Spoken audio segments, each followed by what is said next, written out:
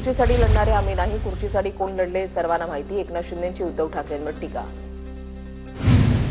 हिंदुत्व म्हणजे T shirt नाही, हिंदू हा सहिष्णू आहे, पण हिंदूंच्या विरोधात बोलल्यावर शिवसेना कडाडून विरोध करणार, असा इशारा उपमुख्यमंत्री एकनाथ शिंदेंनी दिलाय।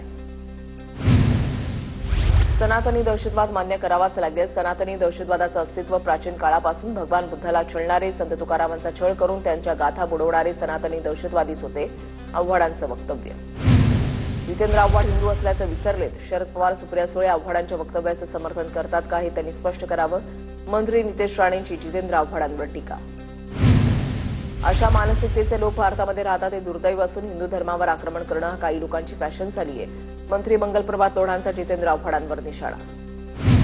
मुस्लिम लोकांना खुश करण्यासाठी काँग्रेस, शरद पवार आणि उद्धव ठाकरे यांच्यामध्ये स्पर्धा लागली आहे। मालेगाव स्फोटाला हे लोक हिंदू, भगवा आणि सनातन आतंकवाद म्हणतात, किरीट सोमय्यांची टीका।